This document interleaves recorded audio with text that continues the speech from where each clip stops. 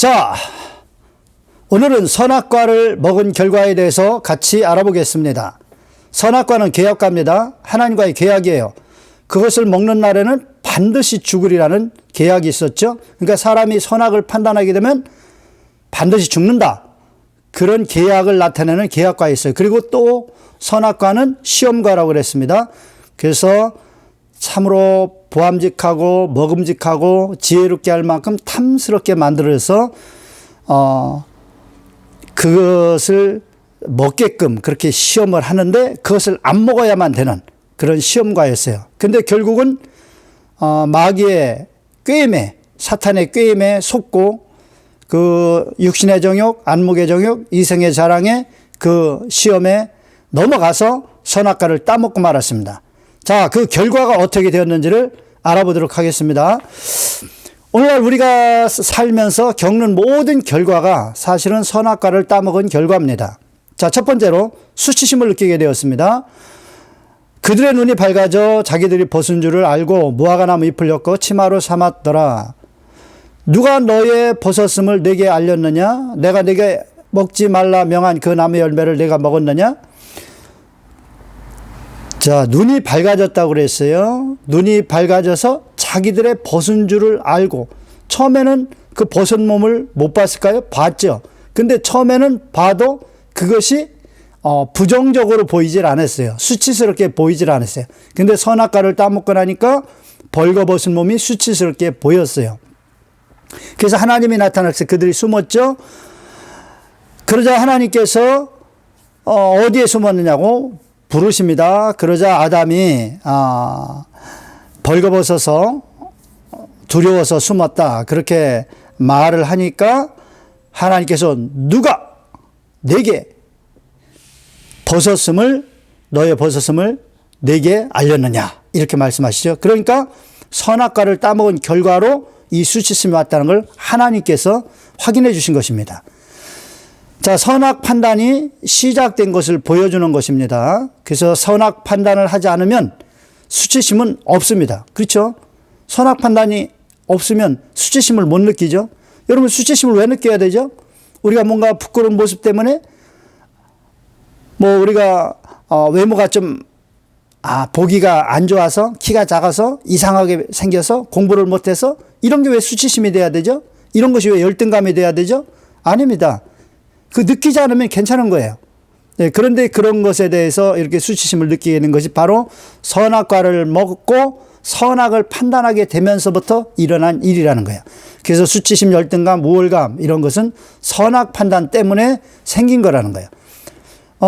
좀 특이한 예는 되겠지만 이 선악 판단을 못하는 그런 사람들에게, 그런 사람들 있죠. 또 이렇게 정신 이상자들에게는 이런 게 없습니다. 이런 감정이. 선악 판단을 할 때 이런 감정이 생기는 거죠. 자, 두 번째로 선악과를 먹은 결과 하나님을 두려워하게 되었습니다.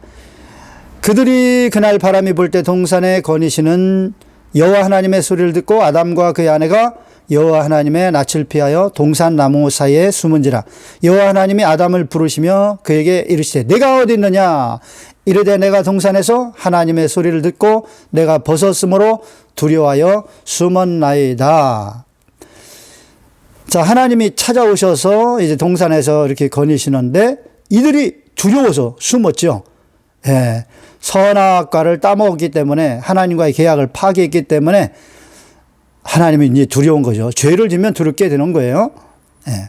근데 이 두려움이라는 건 뭐예요? 두려움이라는 이 마음은, 이 두려움은 잃는 것에 대한 선악의 판단 결과로 나타나는 현상이에요. 그러니까 우리가 두렵다 하는 것은 돈을 잃는다든지 건강을 잃는다든지 명예를 잃는다든지 어떤 권세를 잃는다든지 우리가 뭔가 잃어버릴 것에 대한 판단이 섰을 때 두려움을 느끼는 거죠. 우리가 무섭고 사나운 그런 들짐승을 만났다. 그러면 두렵죠? 왜 두려워요? 죽을 수 있다는, 생명을 잃을 수 있다는 그 상실감, 그것 때문에. 그거 만났어도 전혀 죽을 일이 없고 다칠 일이 없다면 두려워하지 않겠죠. 예.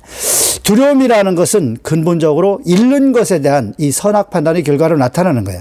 자, 아담은 하나님과의 계약을 파괴한 것을 그게 죄죠. 그걸 생각하며 하나님을 두려워했던 것입니다. 자, 그 다음에 이제 선악과를 따먹은 결과로 하나님의 형벌이 세 가지 형태로 주어졌어요. 첫 번째, 삶의 저주가 임했습니다. 여자에게 이르시되 내가 네게 임신하는 고통을 크게 더하리니 네가 수고하고 자식을 낳을 것이며 너는 남편을 원하고 남편은 너를 다스릴 것이니라 하시고, 아담에게 이르시되 내가 네 아내의 말을 듣고 내가 네게 먹지 말라 한 나무의 열매를 먹었은즉 땅은 너로 말미암아 저주를 받고 너는 내 평생에 수고하여야 그 소산을 먹으리라. 땅이 네게 가시덤불과 엉겅퀴를 낼 것이라.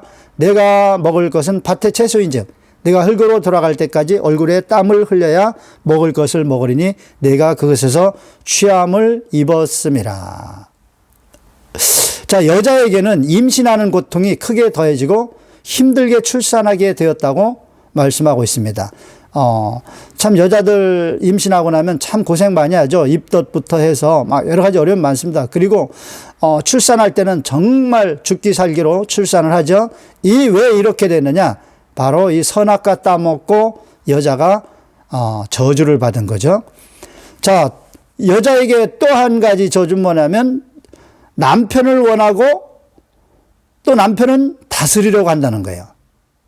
자, 너는 남편을 원하고, 원한다는 것은 영어로 desire인데 뭘 바라는 거예요. 자꾸 요구하는 겁니다.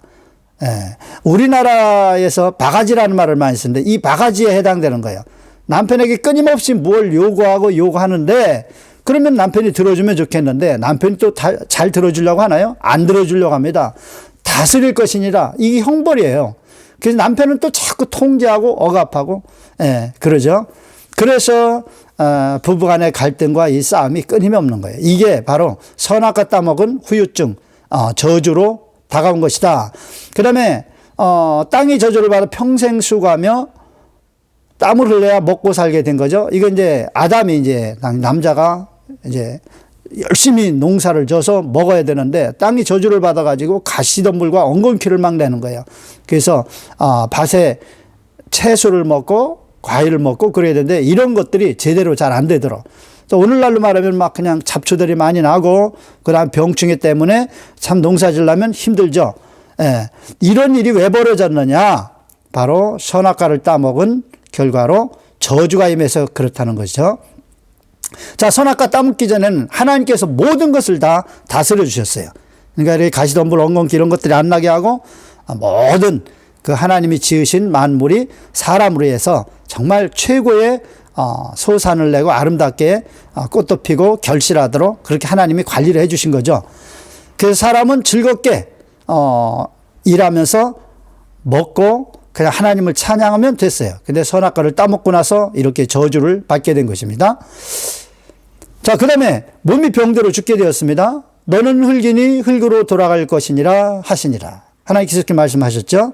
흙으로 만들어진 육신이 흙으로 돌아가게 되었다는 거예요.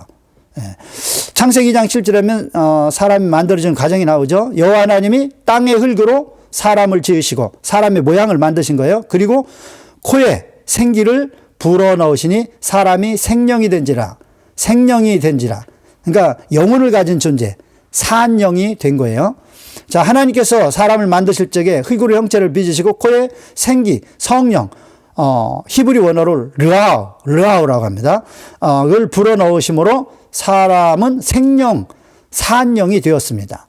그런데 사람이 선악과를 따먹고 하나님을 반역함으로 이제 성령께서 같이 있을 수가 없죠. 하나님이 같이 있을 수가 없어서 떠나십니다. 그러면서 흙으로 된 육체가 다시 흙으로 돌아가게 된 것이죠. 사람은 이제 성령을 통해서 산영이 되었어요. 그래서 영혼을 가진 존재가 되었습니다. 산영. 예수님은 살리는 영이 되셨죠. 그래서 이렇게 이제 성령이 떠나시고 죽은 산영이지만 결국 이제 죽게 되잖아요. 죽을 이 사람에게 예수님께서는 살려주는 부활의 영으로, 살리는 영으로 이렇게 오신 것이죠. 자, 그래서 사람이 병이 드는 것은 육체가 흙으로 돌아가기 위한 과정이다 하는 걸 알 수가 있습니다. 자, 세 번째로 하나님과 결별하게 되었습니다. 여호와 하나님이 이르시되 보라, 이 사람이 선악을 아는 일에 우리 중 하나같이 되었으니 그가 손을 들어 생명나무 열매도 따먹고 영생을 할까 하노라 하시고, 여호와 하나님이 에덴 동산에서 그를 내보내어 그의 근원이 된 땅을 갈게 하시니라. 이같이 하나님이 그 사람을 쫓아내시고 에덴 동산 동쪽에 그룹들과 들어오는 불칼을 두어 생명나무의 길을 지키게 하시니라. 가장 무서운 게 하나님과의 결별이죠. 그래서 아담이 에덴 동산에서 내쫓기고 천국을 잃게 된 근본 원인이 선악 판단을 하게 되었기 때문임을 분명하게 말씀하고 있죠. 여기 보면은 이 사람이 선악을 하는 일에 우리 중 하나같이 되었으니, 그래서 그가 그의 손을 들어 생명나무 열매도 따먹고 영생할까 하노라 하시고, 사람이 이렇게 선악을 판단하면서 영생을 하게 되면 하나님과 늘 대립하게 되죠. 그래서 이걸 하나님이 이제 차단하신 것입니다. 그래서 에덴 동산에서 그를 내보내요.